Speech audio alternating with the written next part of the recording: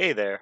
So, I know myself and probably a lot of other people, we're witnessing what's going on in the media as far as Michael Cohen and Manafort and all the stuff, all the whirlwind of chaos going around the Trump administration right now.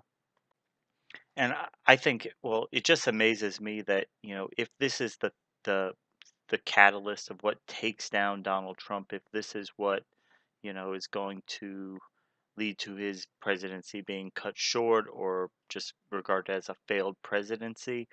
That's kind of amazing. If you dislike Donald Trump, there's plenty of reasons that you could dislike Donald Trump for his policies. There's plenty of, areas of of potential disagreement where you can look and see what he's doing and find a reason to disagree with that. If I were to make, maybe a top 10 list of reasons or objections to the Trump presidency, this whole thing with the Mueller and the whole Manafort and Cohen thing, that would be like near the bottom. Okay, there's a lot more substantive reasons to critique the Trump administration. There's a lot more legitimate complaints you can make. This whole Mueller thing and this whole Manafort and Cohen, it's all low level stuff, really. I don't think anybody really who is in the know, who has an understanding of politics, is surprised by the fact that very wealthy people commit tons of technical white collar crimes all the time. So if you were to take say the 0.1%, the super wealthy, these are your multimillionaires and your billionaires, and you were to take all of these people and you were to, go through all their financial records, just comb through everything, but don't just stop there.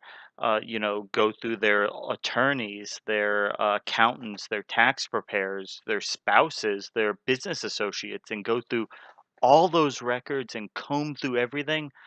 I think you'd find the vast majority of them are involved in some type of illegal, dealings one way or another.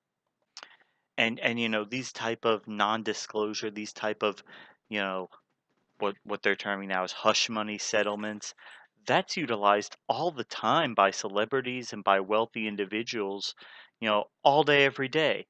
You know, people who are in power, wealthy people, they constantly have people making allegations and making charges against them. And, be it true or be it not true, um, there is an inherent value in keeping these stories contained and quiet. And the people who are making these allegations, nobody's forcing them into these, you know, agreements to remain silent in exchange for money. They always have that option of saying, no, I'm going to run with my story and, let the chips fall where they may. And they sometimes do that. But in a lot of the cases, they don't. They accept these type of agreements where they receive a payment and they agree to, you know, not defame the person who's paying them all the money. And yeah, sometimes there are negative consequences from that. Yes, sometimes people end up getting away with things for longer because there's no, media firestorm over their conduct because, these legal actions are popping up, one by one and they're being, you know, nipped and people are being given settlements and the, you know, case dies. But you know what? Over the long haul, that really doesn't seem to be very effective at keeping a lid on these types of things long term because when people are out there engaging in just very egregious behavior, it seems to eventually come to light, with like Harvey Weinstein and things like that, for example, Bill Cosby. And yeah, sometimes things like that, they do take longer to get to the public discourse because of these, you know, agreements. But then again, nobody's forcing these accusers into these things. They're doing it voluntarily based on their assessment, their attorney's assessment of, what's in their best interest. I don't think this reaches or should reach the level of criminal conduct. I mean, imagine how this could play out. You could have, a Bernie Sanders type candidate, and somebody who has a long-term reputation as being an upstanding person, certainly no credible allegations of any type of impropriety as far as sexually harassing anybody.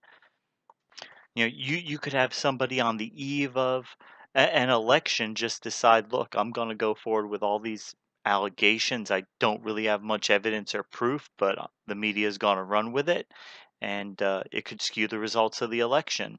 And if there's no recourse on the side of the candidate, if their hands are literally tied, there's nothing they can do. That's an unfortunate thing for our democracy, because that could be very easily abused and used to manipulate election results by releasing spurious accusations on the eve of an election. And it can be complete nonsense, but there's just not going to be enough time before the election to fully vet and examine all these claims, before the election. So we could go to the election with these questions hanging over, you know, the voting process. And what could that do to change the outcome of an election? So there's tons of reasons to be disappointed with, or to be in opposition to things the president has done since taking office. And by any measure, there's also some good things that he's done since taking office. But this whole Mueller thing, this whole Manafort and Cohen thing, I think anybody who is really in the know knows this is all low level stuff. This is nothing that's groundbreaking, or an astonishing bit of news to anybody who understands how politics and how finance works. This is on the order of getting pulled over for doing 80 miles an hour through a school zone while passing two stop school buses, and having the police officer want to sit there and give you a 45-minute lecture because your tail light is burnt out. Okay, there's a lot bigger things going on here than just these low level tax crimes by these business associates of a very wealthy person.